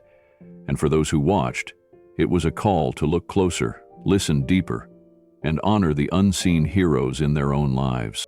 After the speech went viral, Frank Delgado's quiet life changed in ways he never expected. Letters began arriving at his small home from all over the country. At first, there were just a handful, but soon the mailbox overflowed. Thousands of letters, postcards, and messages poured in. Each one carried a story, a confession, or a simple thank you. Many were from kids who felt ashamed of their parents' jobs. They wrote about hiding their father's or mother's work from their friends. Some described the loneliness they felt when others made fun of their family's financial struggles. Others talked about the deep love they had for parents who worked multiple jobs just to keep food on the table. Frank read each letter carefully. He sat on his front porch, sometimes with Keanu Reeves beside him, slowly unfolding the pages and hearing voices he had never heard before. The letters spoke of pain, hope, regret, and gratitude. There were stories of fathers who cleaned floors, worked night shifts, or labored in factories, men who felt invisible in a world that valued titles and money. Some letters were from single fathers who had never felt truly seen or appreciated. They shared how the world often overlooked their sacrifices and how hard it was to raise children alone. These men found hope in Frank's story, seeing in him a reflection of their own struggles and silent endurance. Other letters came from sons and daughters who wanted to reconnect with their parents. They wrote about lost time, words left unspoken, and the hope that Frank's story might inspire them to reach out and heal broken bonds. Many expressed admiration for Frank's strength and love. Keanu made it a point to visit Frank weekly. They would sit together on that porch where Frank had first read those letters alone. Now, with Keanu there, the reading became a shared experience. Sometimes they laughed, moved by stories of unexpected kindness or humor in hardship. Other times, tears would fall quietly as they read about loss and longing. Frank never asked for any of this attention. He never sought fame or praise. To him, the letters were simply proof that his life mattered, that by standing quietly and loving fiercely, he had touched hearts beyond his own family. "If it helped someone," Frank would say softly, "then I'm good." Keanu admired Frank's humility. He saw in his friend a kind of strength that didn't need the spotlight. Yet he also knew that Frank's story had sparked something bigger, a reminder that every person deserves to be seen and valued, no matter their station in life. As the weeks passed, the letters didn't stop. Some came handwritten on torn notebook paper, others typed and printed with care. One was from a young boy named Carlos, who wrote that his father worked as a bus driver and that he used to feel embarrassed when friends teased him. But after seeing Frank's story, Carlos said he was proud of his dad and wanted to tell him every day how much he loved him. Another letter came from a woman named Sandra, a single mother who worked 2 jobs and barely had time to see her kids. She wrote about the exhaustion she felt and the guilt that came with it. Reading about Frank's sacrifices gave her strength to keep going, to believe that her hard work mattered. Frank and Keanu read these letters over and over. Sometimes a letter would spark a story from Frank's own past, a memory of a long night scrubbing floors or the times he stayed awake worrying about money while Aaron slept. Keanu listened quietly, always ready to offer a comforting word or a laugh when the story turned lighter. One afternoon, as they sat with a stack of letters, Frank looked over at Keanu. "You know," he said, "I never thought my life would mean anything to anyone but Aaron and me." Keanu smiled. Sometimes the quietest lives have the loudest echoes. Frank's humility was deep, but so was his pride. He was proud of the life he had built with Aaron, proud of the man his son was becoming. The letters reminded him that there were countless others out there living similar stories, people whose sacrifices went unseen, but were no less important. A local community center invited Frank and Keanu to speak at an event about fatherhood and resilience. Frank was hesitant at first, unsure if he wanted to step so fully into the public eye, but Keanu encouraged him gently. "You don't have to be anyone but yourself. Just share what you know. People will listen." At the event, Frank spoke simply and from the heart. He talked about love, sacrifice, and the invisible work that builds families. He didn't preach or claim to have all the answers, but his words touched the audience deeply. Many came up afterward, thanking him for being honest and real. Back home, more letters arrived. One was from a man named James, who had lost his father years ago and regretted never telling him how much he cared. James said Frank's story gave him the courage to forgive himself and try to build a better relationship with his own son. Another letter was from a teenager named Maya, who had just started working to help support her family. She wrote that Frank's story inspired her to keep going, to believe that her efforts would one day lead to something better. Frank sometimes read these letters aloud to Aaron, who had started visiting more often. Their conversations grew deeper, the silence between them softening. Aaron told his father how sorry he was for not standing up during the graduation, for hiding the truth. Frank simply nodded and said, "We're moving forward, son. That's what matters." Keanu remained a constant friend. Every week, they shared stories, read letters, and talked about how to use their voices to uplift others. Keanu began helping Frank write down some of his stories. The idea of a book started to take shape, a way to share these lessons with a wider audience. Frank never sought glory, but he understood that his story could help others feel less alone. "If even one person finds hope in these pages," he told Keanu, "then it's worth it." As the letters kept coming, so did the stories of change. Fathers reaching out to sons, children speaking openly about their pride in their parents' work, communities coming together to celebrate the dignity in every job. For Frank, this was the true reward, a quiet revolution of respect, sparked by the simple act of being seen. After the whirlwind of attention had settled, Aaron Delgado began a quiet transformation. The shame and silence that had once weighed heavily on him started to lift. He knew he wanted to do more than just stand silently beside his father now. He wanted to honor Frank's sacrifices in a way that mattered, not just to their family, but to others who might be struggling in silence. Aaron found himself volunteering at a community literacy center in their neighborhood. The center was a modest place filled with books, warm tables, and hopeful children. It wasn't flashy or high profile, but it was a place where lives could be changed one word at a time. Aaron felt drawn to it, knowing education had been the key that opened the doors for him. Every week, Aaron stood before a small group of kids. Some of them were shy, others more outspoken, but all of them were hungry for knowledge and a chance to believe in something better. Aaron didn't just read stories to them. He shared his own story. He talked about his dad, about growing up watching Frank work night shifts as a janitor, about the sacrifices no one saw. At first, he hesitated, worried about what the kids might think. But soon he realized that honesty was what made his message powerful. He told them the truth. That he had once thought status mattered more than character, that he had been embarrassed by his father's job and tried to hide the truth. He explained how wrong he had been. "I thought the clothes you wear or the car you drive defined who you are," Aaron said during one session. "But I was wrong. It's what's in your heart.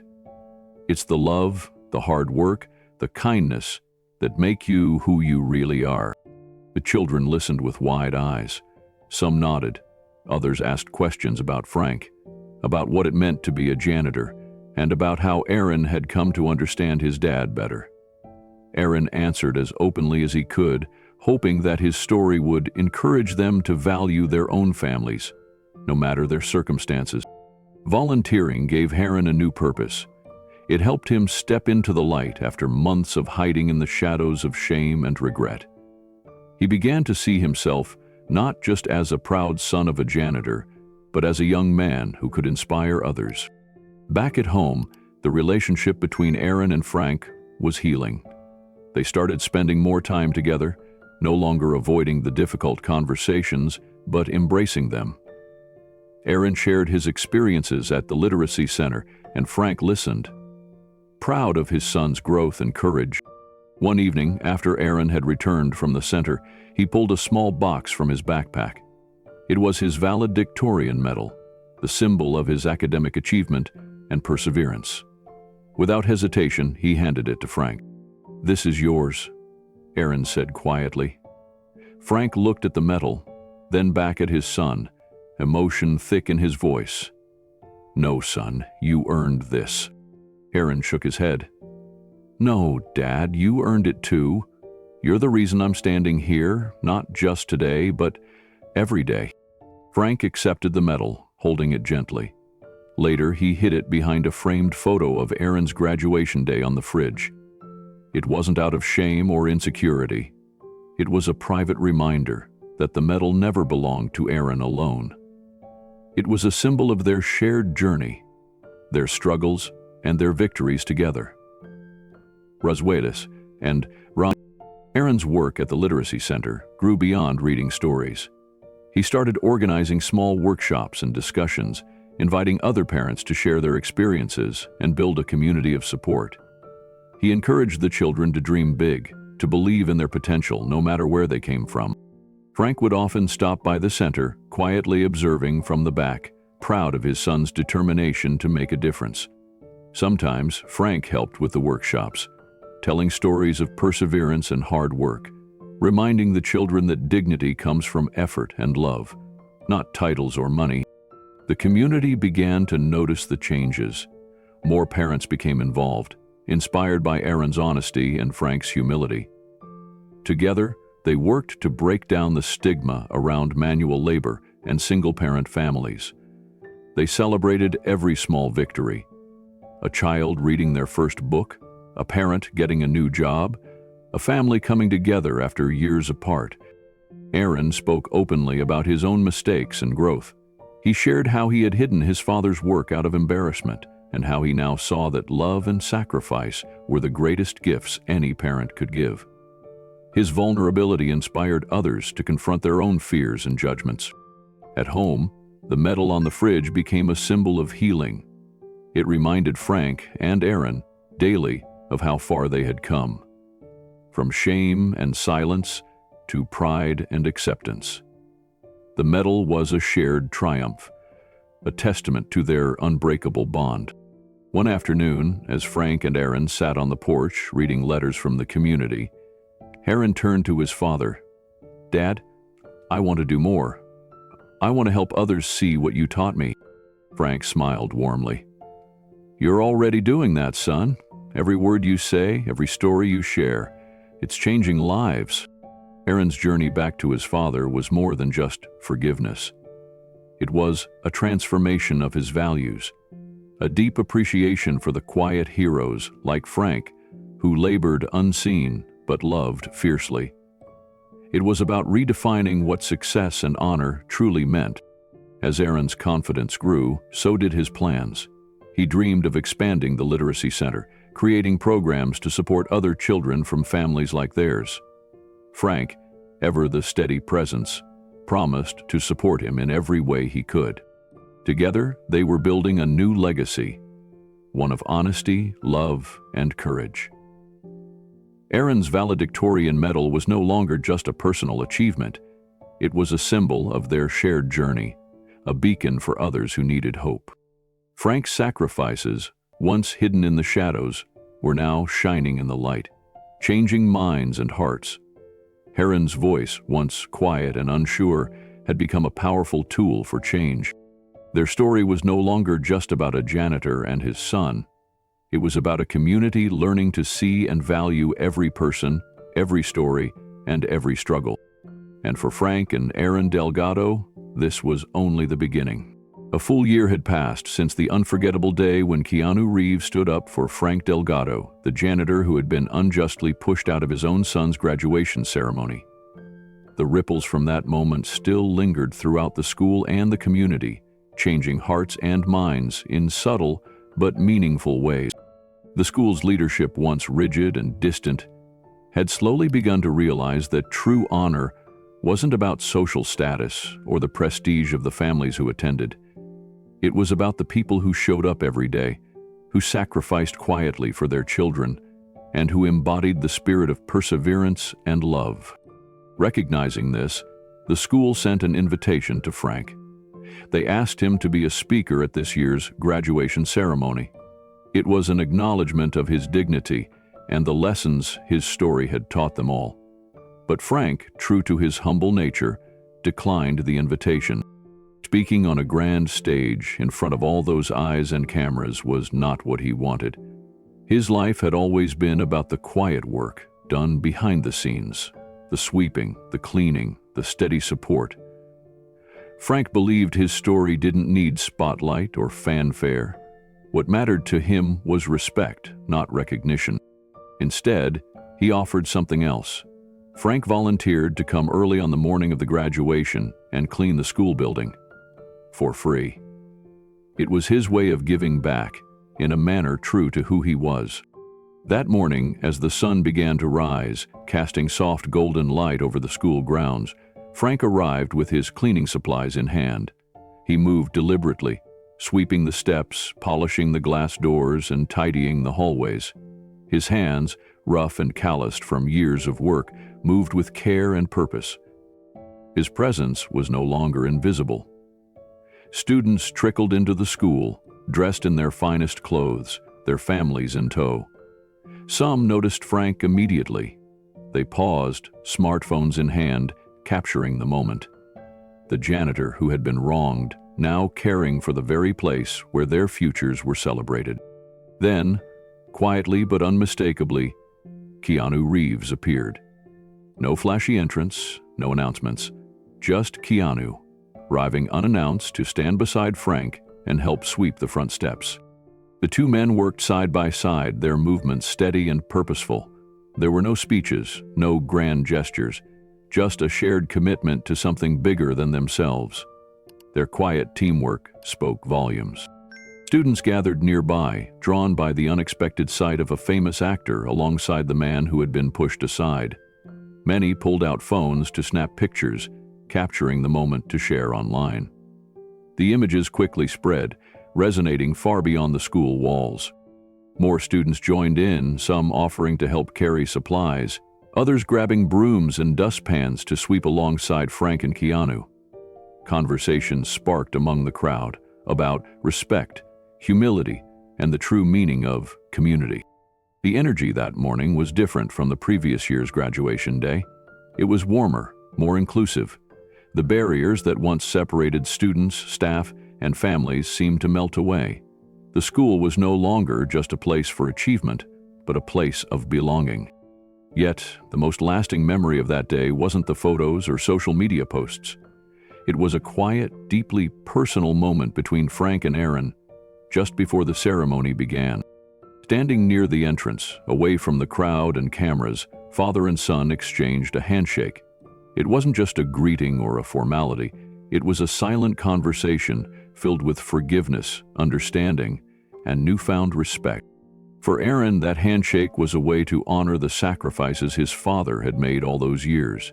It was his way of saying, without words, "I see you. I'm proud of you." For Frank, it was a chance to accept his son's apology and to recognize the man Aaron had become, a young man who had grown to appreciate the love and strength behind Frank's quiet life. Witnesses to the moment felt its power. In a world often obsessed with loud declarations, it was a reminder that sometimes the most meaningful messages are conveyed in silence. As the graduation ceremony began, Frank took a seat among the families. His heart swelled with pride as he watched Aaron and the other graduates prepare to walk across the stage. Keanu sat nearby, offering silent support. There were no grand speeches by celebrities or school officials that day. Instead, the focus was on the students, their journeys, their families, and the lessons they carried with them into the future. Frank's presence, once dismissed and ignored, had become a symbol of dignity and resilience. His decision to clean the school was more than an act of service. It was a powerful declaration that true respect is earned through love and sacrifice, not status or wealth. After the ceremony, Frank and Aaron lingered, talking quietly about the past and the future. There was laughter, apologies, and hope. Keanu joined them, and together, the three men reflected on how far they had come. That day marked the beginning of a new tradition at the school, not just for Frank and Aaron, but for the entire community. It was a tradition of honoring the unseen heroes, embracing humility, and healing wounds left by judgment and pride. The school promised to continue on this path, making future graduations more inclusive and meaningful. And for the Delgado family, it was a fresh start, a chance to build a future where love and respect were the true measures of success. As Frank walked away from the school that afternoon, broom in hand and heart full, he felt a quiet peace. No longer invisible, no longer forgotten, he was finally seen. And that made all the difference. After the powerful moment when Keanu honored Frank publicly, life began to shift quietly but meaningfully for Frank Delgado. The video of Keanu's speech spread far beyond their small town, stirring a nationwide conversation about the invisible sacrifices made by countless working-class parents. Keanu knew that praising Frank with words wasn't enough. He wanted to create something lasting, something that could help other families like Frank's. He reached out to the school board with a heartfelt proposal to establish a scholarship in Frank's name. Not just any scholarship, but one dedicated to students whose families worked as custodians, janitors, kitchen staff, those roles so often overlooked, but essential. When Keanu explained this to Frank over coffee one afternoon, Frank was taken aback. He shook his head, his humble smile softening his face. "Me? A scholarship? I'm just a janitor. I did what any parent would do. I worked hard, but I'm no hero," Frank said quietly, almost embarrassed. When Frank moved, Frank stopped, crossing his arms over his tummy. Keanu smiled warmly. "Frank, you're more than a janitor. You're the reason many kids keep going. This scholarship will help kids who are fighting the same fight you did. It's about giving them a chance and honoring your sacrifices." After some discussion, the school board agreed. The Frank Delgado Scholarship was officially created. It was designed not only to provide financial support, but to shine a light on the dignity of honest work and the quiet strength behind those who do it. The announcement was met with pride and applause across the school community. It was a celebration not just of Frank, but of the countless families like his who worked behind the scenes, often unseen. The very first recipient of the scholarship was a young girl named Tiana Lopez. Her father, Carlos Lopez, worked as a night security guard at the school, the same school where Frank had cleaned the halls for years. Carlos was a quiet man, but deeply proud of Tiana's accomplishments. Tiana was a bright, determined student, balancing schoolwork and a part-time job to help support her family. She was the kind of kid who dreamed big but knew the weight of responsibility on her shoulders. At the scholarship ceremony, the auditorium was packed. Excitement and emotion filled the air. Frank sat near the front, feeling a nervous anticipation. This was unfamiliar to him. Being the center of attention was not something he ever wanted. When Tiana's name was announced, she walked up to the stage with tears in her eyes. She approached Frank and shook his hand firmly. "Thank you, Mr. Delgado. This means so much to me and my family," she said, her voice trembling with gratitude. Frank's reply was steady but full of heart. "Your father would be proud, Tiana. Keep chasing your dreams. Never stop." The crowd erupted into applause, many wiping tears from their eyes. This moment wasn't just about Tiana's achievement. It was about honoring every parent who had sacrificed to give their children a better future. Families like Tiana's and Frank's, who had too often been ignored. A student recorded the whole ceremony on their phone, and within hours the video went viral. It became the most watched post the school had ever shared. People everywhere were inspired, not just by the scholarship, but by the dignity it represented. As the scholarship program continued to grow, Frank found himself at the center of a movement he never imagined. Letters began arriving by the dozens, then hundreds, and finally thousands. Each envelope carried stories of struggle, hope, and heartfelt thanks. Children from families who worked in janitorial, kitchen, and maintenance roles shared their dreams and fears. Single fathers poured out their loneliness and pride. Sons and daughters confessed how much they longed to reconnect with parents they felt distant from. Frank and Keanu made a ritual of sitting on Frank's front porch each week. They would open the mail together, one letter at a time, reading aloud the stories inside. Sometimes the letters made them laugh. Funny anecdotes about kids trying to sneak into school plays or parents working double shifts to pay for music lessons. Other times, the letters brought tears, tales of hardship and sacrifice that mirrored Frank's own life. Frank never sought the spotlight or recognition. He often said quietly, "If this helps even one person feel seen or valued, then I'm good." That simple statement became the foundation of something much larger than any award or speech. One afternoon, as the sun warmed the porch, Frank looked over the garden where Aaron had played as a boy. He thought about all the years of hard work, the nights spent scrubbing floors, and the moments of quiet pride watching Aaron grow up, strong and determined. It had all led to this, being a symbol of hope for countless families who felt invisible. Keanu, sitting beside him with a gentle smile, said, "Frank, what you've started here is bigger than any of us. You've shown the world that every job matters. Every sacrifice has meaning. You changed how people see themselves and others." Frank smiled softly, eyes glistening. "It's never been about me. It's about the millions of parents out there working hard, often alone, never getting thanked.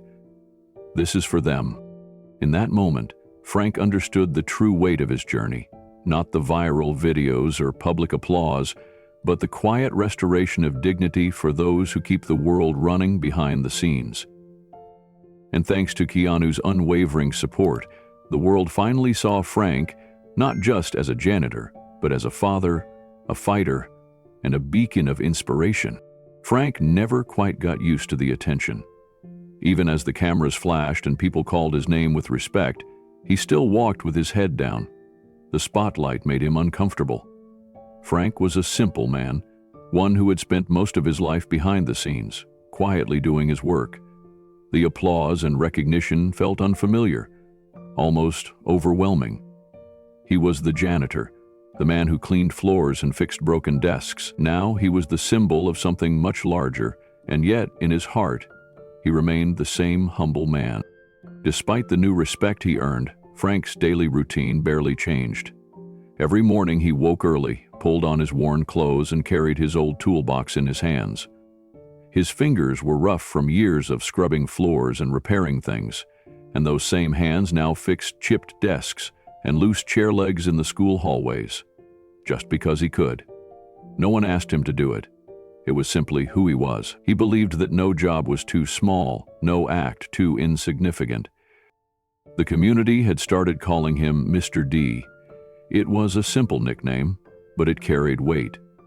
Students greeted him in the hallways, teachers nodded with quiet appreciation, and even parents stopped to ask for his advice.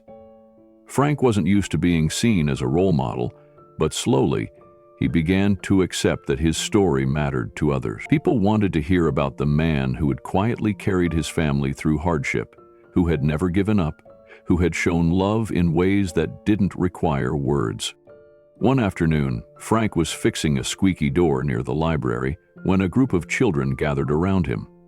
One little girl tugged at his sleeve and asked in a soft voice, "Mr. D, what was Keanu like when he was a boy?" Frank paused, wiping his hands on his pants. A gentle smile touched his lips as he looked down at the curious faces. "Keanu was a little lost," he said quietly, "but he listened. He was always paying attention, even when he didn't say much. That's how you learn, by listening." The children giggled, imagining the quiet boy who would grow up to become the man standing before them. The whole room seemed to smile with that thought. It was a small moment, but it captured the heart of Frank's legacy, the power of quiet strength and humble patience. Frank's life was now a balance between the old and the new.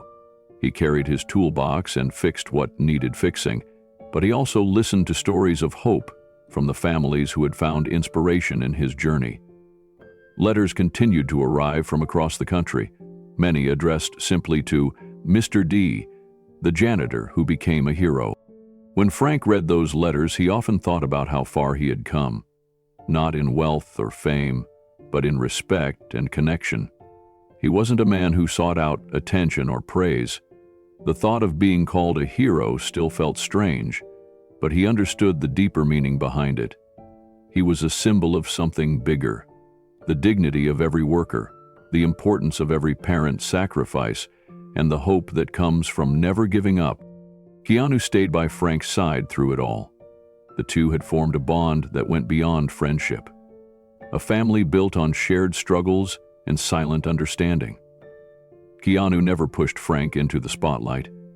He simply stood with him when the world finally saw what Frank had always been, Together, they attended community events, spoke quietly at schools, and continued the work that had started as a single act of kindness.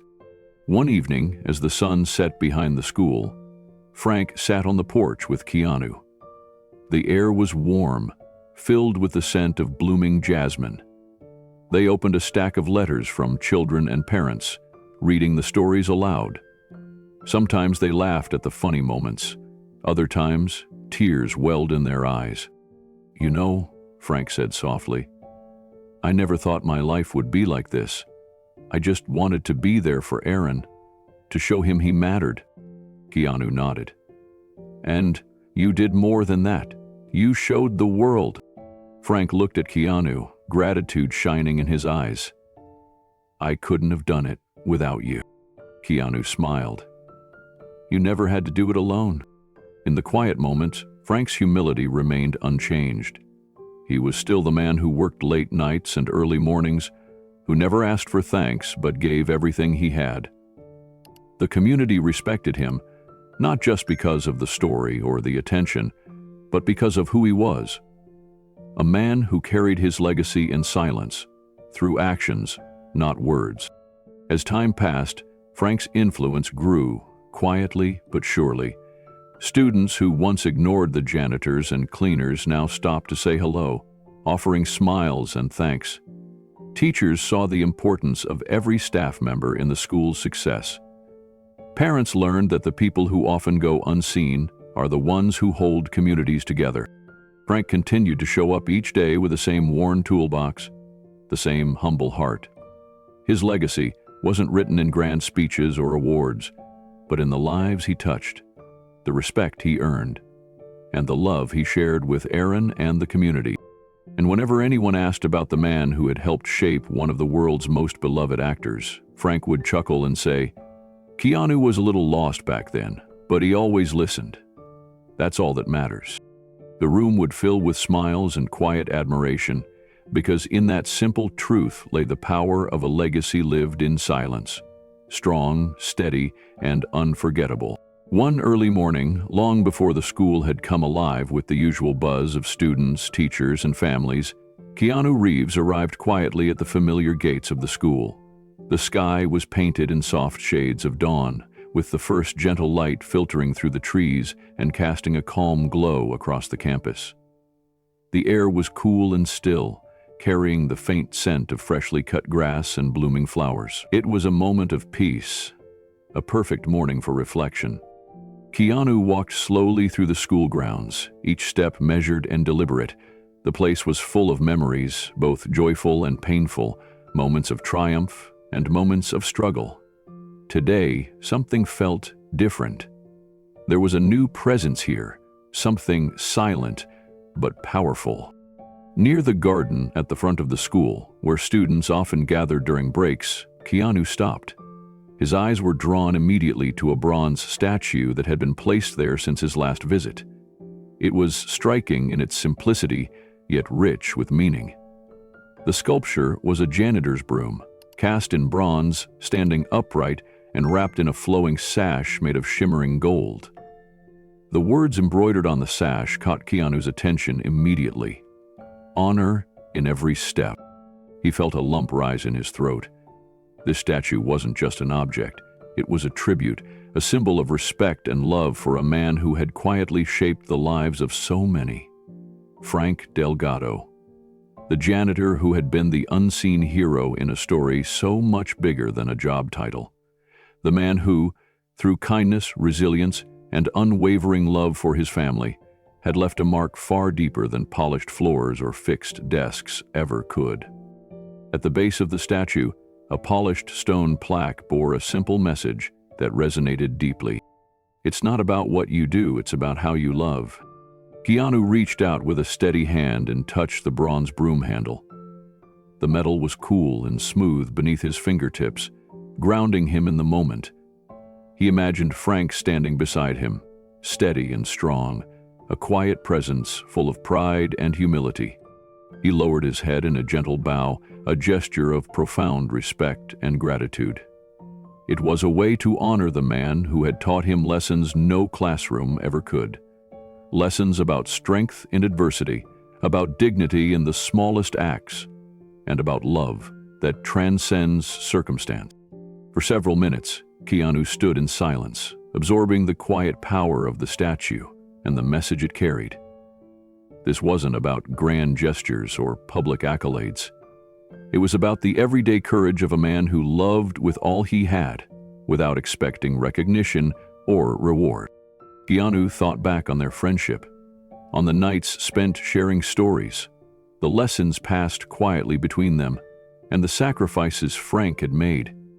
This statue was the physical embodiment of that love, a reminder to everyone who passed by that true honor lies in how we treat each other every day. As the sun climbed higher, warming the garden and illuminating the statue's gleaming surface, Keanu took one last look. With a slow, steady breath, he let the weight of the moment settle within him. He stood a little taller, carrying with him the strength and humility Frank had shown all his life. Turning away, Keanu walked back down the path, his footsteps echoing softly against the stone. The lessons of honor, love, and quiet strength accompanied him as he left the garden behind. He knew that Frank's legacy would live on, not just in statues or speeches, but in the hearts of those who had been touched by his kindness. As Keanu moved through the quiet halls of the school, memories came rushing back like a gentle tide. He remembered the laughter of children echoing down the corridors, the soft murmur of teachers guiding their students, and the countless small moments where Frank's presence had made all the difference. He pictured Frank fixing a broken chair late into the evening, mopping floors when everyone else had gone home, or sharing a knowing smile with a child who needed it most. These moments had been invisible to most, unnoticed and uncelebrated, yet they formed the backbone of the community. Frank had been the heart of the school in ways no one fully appreciated until now. Keanu thought of Frank's humility. Even after the world had finally started to see him, Frank never sought attention. He stayed grounded, walking with his head low, carrying the weight of life's burdens with quiet grace. He never asked for praise or recognition. All he wanted was to be seen as a father, a friend, and a man who loved fiercely. Outside the school's windows, the garden shimmered in the morning light, the statue standing as a new beacon of respect and hope. It was a place where students, teachers, and visitors could come to remember that every role, no matter how humble, deserves honor. Keanu paused near the entrance, turning back one final time to look at the garden. He felt a deep sense of peace and gratitude. This was more than a monument. It was a symbol of transformation. It spoke of a community that had learned to see and value every person, to recognize the dignity in every job, and to honor the love that binds us all. His thoughts drifted to Aaron, Frank's son, now a young man growing into his own. Aaron had learned the true meaning of strength and love from his father's example.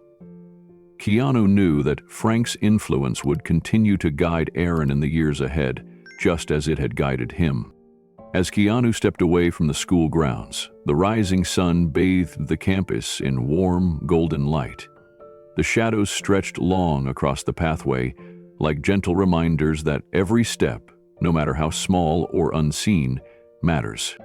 He walked forward, carrying with him the timeless lesson Frank had taught, that honor is not in what you do, but in how you love.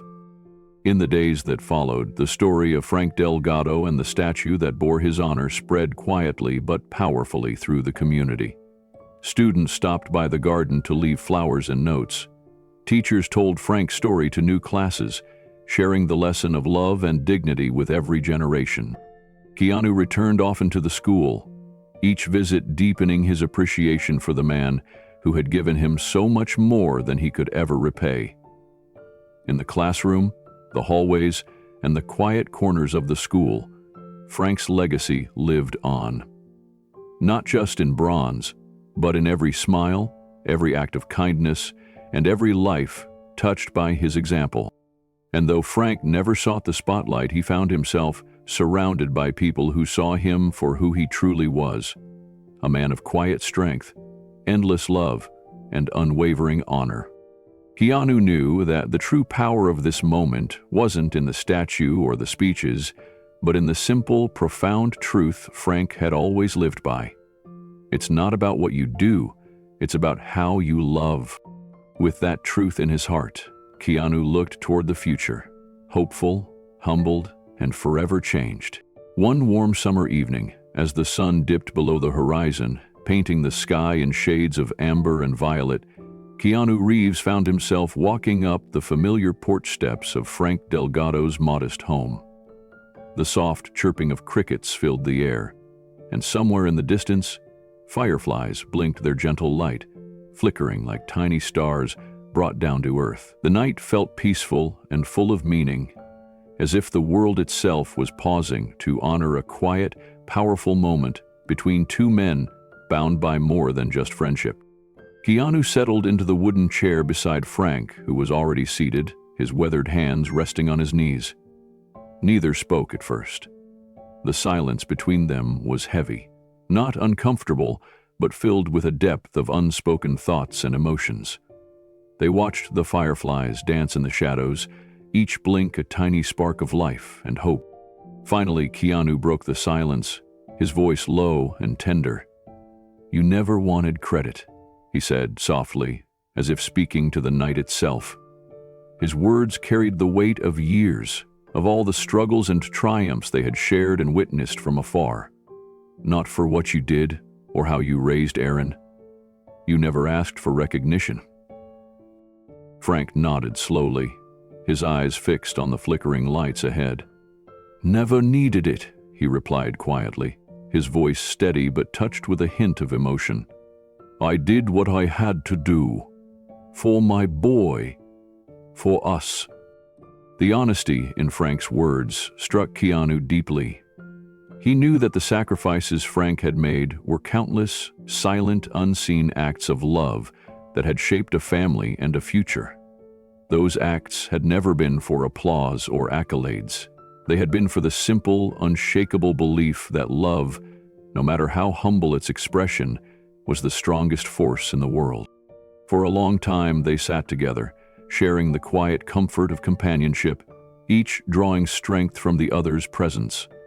The porch light cast a soft glow over Frank's lined face, highlighting the years etched into his skin, the years of hard work, quiet endurance, and unwavering devotion.